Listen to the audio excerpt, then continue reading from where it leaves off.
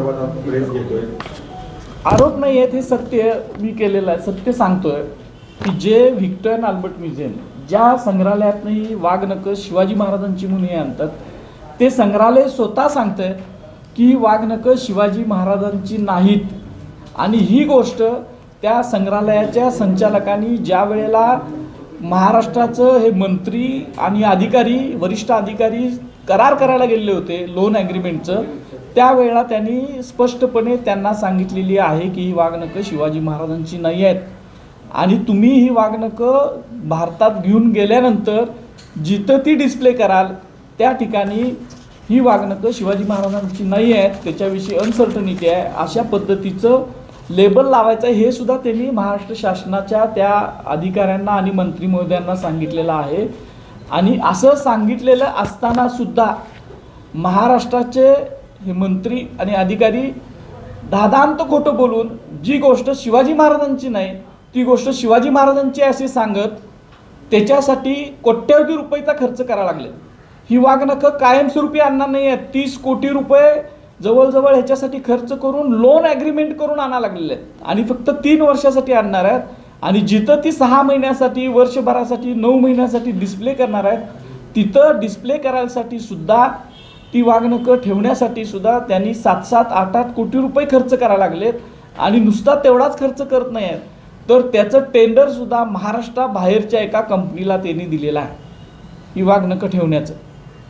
म्हणजे ही महाराष्ट्राची अशी फसवणूक शिवाजी महाराजांच्या बाबतीत महाराष्ट्राच्या निर्मितीपासून कुठल्याही शासनानं केलेली नव्हती, सत्ताधाऱ्यांनी केलेली नव्हती, ती आज हे सत्ताधारी करत आहेत. शिवाजी महाराजांचा हा एक प्रकारे अपमान आहे. आणि यांच्याकडं मी जवळजवळ 6 महिने झालं अनेक पत्र लिहिलेत. पत्राचे बघा एक गट्टा निर्माण झाला आहे, पत्राचे पत्रव्यवहारचा गट्टा आहे. एकाही पत्राला एकदाच फक्त पुरातत्व खात्याच्या संचालकांनी उत्तर दिलं, त्यांनी सुद्धा ती वाघनकं शिवाजी महाराजांची आहेत असा कोणताही पुरावा त्यांच्याकडे नाही असं मान्य करणारे उत्तर दिलं. त्याच्यानंतर हे सांस्कृतिक सचिव असेल, पुरातत्व खात्याचे अधिकारी असतील, मुख्यमंत्री असतील, उपमुख्यमंत्री असतील, सांस्कृतिक मंत्री असतील, कोणीही पत्राला साधं उत्तरसुद्धा देत नाही. आणि वारंवार अनेक वेळेला ट्विट करून वर्तमानपत्रामध्ये बातम्या देऊन व्हिडिओमध्ये सांगून की ही शिवाजी महाराजांची वाघनकं आहेत, ही लोकांची, शिवप्रेमींची फसवणूक करत आहेत. आणि ही फसवणूक त्यांनी तातडीनं थांबवावी. आता व्हिक्टर अँड अल्बर्ट म्युझियमच्या या पत्रामुळं त्यांचं बिंग बाहेर फुटलेलं आहे. खरं तर ह्याच्या अगोदरसुद्धा मला 2 महिन्यापूर्वी पत्र आलेलं होतं अशाच पद्धतीचं, पण मी तो थांबलो कारण महाराष्ट्राच्या सांस्कृतिकपणाबद्दल माझ्या मनात आदर होता. आणि हे मंत्री किंवा अधिकारी परत आपली स्वतःची जी काही चूक झाली ती रिव्हर्स करतील, परत घेतील आणि सत्य जे काय ते महाराष्ट्र सांगतील असं मला वाटत होतं. एवढंच नाही तर ही वाघनकं 1971ला त्या संग्रहालयात गेलेत व्हिक्टर अँड अल्बर्ट म्युझियममध्ये.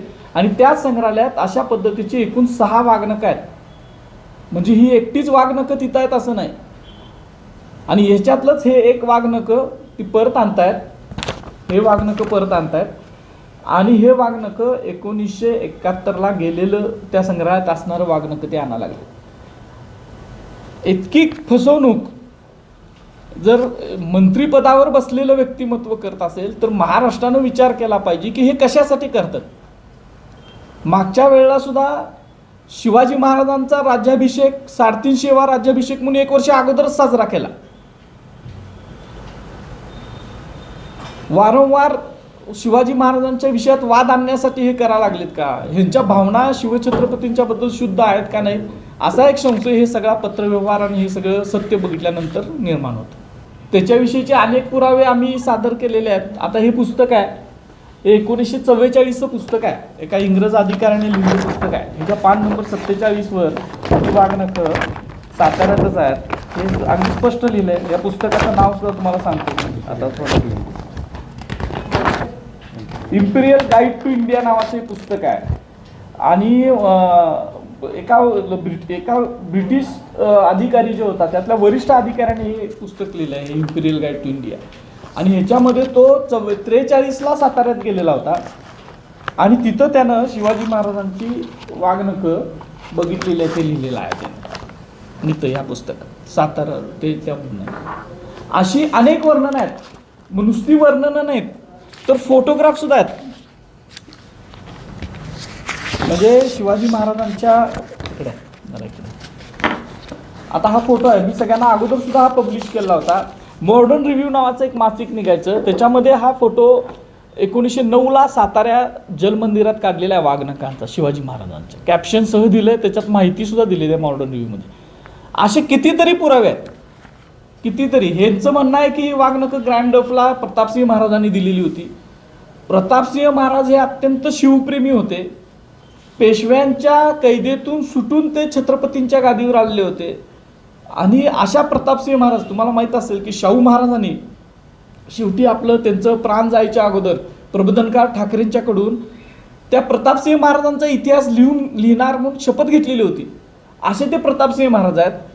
जर ही त्यांचं म्हणणं जर त्यांना, मला असा एक संशय आहे की ज्या प्रतापसिंह महाराजांनी ब्राह्मणेतर चळवळ त्यावेळेला चालवलेली होती, जे प्रतापसिंह महाराज हे छत्रपतींच्या गादीचं पुनर्जीवन त्यांनी केलेलं होतं, अशा प्रतापसिंह महाराजांचं सुद्धा चरित्र विकृत करायचं अशासाठी सुद्धा ही केली असेल. कारण त्या प्रतापसिंह महाराजांनी ग्रँड डफला ती वाघनखं दिली, त्या प्रतापसिंह महाराजांनी ग्रँड डफला वाघनखं दिली. मग त्याच्याबद्दल महाराष्ट्राच्या लोकांच्या मनामध्ये काय भावना तयार होतील त्या व्यक्तीबद्दल, असं सुद्धा एक आहे. पण त्यांनी दिलेली नव्हती, त्यांनी स्वतःसुद्धा ते मान्य केलेलं नाही. आणि त्याच्यानंतर अनेक लोकांनी, म्हणजे मुंबईच्या गव्हर्नरची एक लेडी होती, लेडी फॉकलँड नावाचा गव्हर्नर होता, त्याची ती पत्नी, तिनं साताऱ्यात जाऊन ती वाघनख भवानी तलवार बघितल्याचे तिनं सुद्धा स्वतःचं एक पुस्तक आहे, ते चाव नावाचे पुस्तकाचे 2 खंड आहेत, त्याच्यामध्ये सुद्धा मान्य केलं.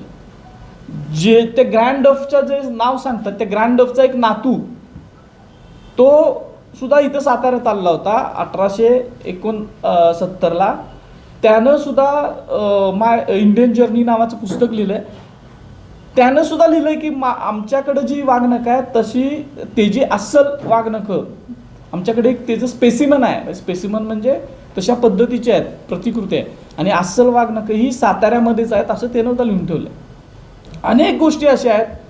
साताऱ्यामध्ये भवानी तलवार शिवाजी महाराजांची साताऱ्यात आहे, त्याचे दरवर्षी बघा तुम्ही ते हे काढतात, मिरवणूक वगैरे काढतात. अनेक गोष्टी साताऱ्यातच आहेत.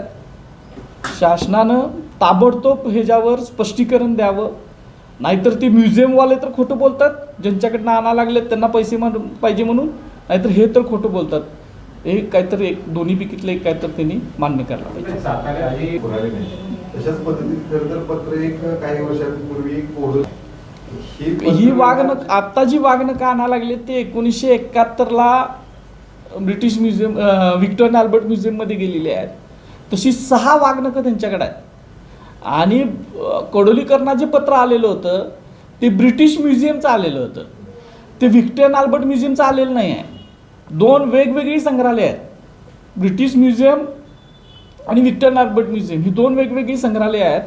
ब्रिटिश म्युझियमनं सांगितलं की आमच्याकडं शिवाजी महाराजांची भवानी तलवार नाही, पण शिवाजी महाराजांची वाघनखं ही व्हिक्टोरिया अल्बर्ट म्युझियममध्ये आहेत असं त्यांना वाटत होतं म्हणून त्यांनी दिले. त्यांनी काय पुरावा नाही दिलेला त्याचा. आणि म्युझियमनं ज्यांच्याकडे आहेत त्यांनीच दावा केलेला नाही ना आमच्याकडे आहेत म्हणून. ते पत्र म्हणजे त्यांचं ते माझ्याकडं ह्याच्याकडं वाघनखं आहेत ह्यांच्याकडं, आणि मी सांगतोय की माझ्या माहितीप्रमाणे ह्यांच्याकडे आहेत, तुम्ही जाऊन तपासा, असंच पत्र आहे ते. हा संभ्रम दूर करण्याची गरज वाटत नाही का? त्यांनी यावं पुढं, कारण शिवाजी महाराजांच्या त्यांच्या प्रतापसिंह महाराजांच्या क्रेडिबिलिटीविषयीच जर प्रश्नचिन्ह निर्माण होत असेल तर त्यांनी सुद्धा पुढे यायला पाहिजे. कारण प्रतापसिंह महाराजांनी दिली असं म्हटलं जातं ना, हे आता सांगताना तसं सांगतात, प्रतापसिंह महाराजांनी दिली, ग्रँड डफला प्रतापसिंह महाराजांनी दिली, ती आम्ही आणायला लागलो. प्रतापसिंह महाराजांसारखा अत्यंत शिवप्रेमी माणूस तो दिलंच कसा ना स्वतः, तिने दाखवलेले आहेत अनेक लोकांना. आणि ग्रँड डफ इथनं भारतातनं परत गेल्यानंतर सुद्धा अनेक लोकांना प्रतापसिंह महाराजांनी शिवाजी महाराजांची वाघनखं दाखवली, देतील कशी आणि ते जाईल कसं तो प्रवास एवढा करून.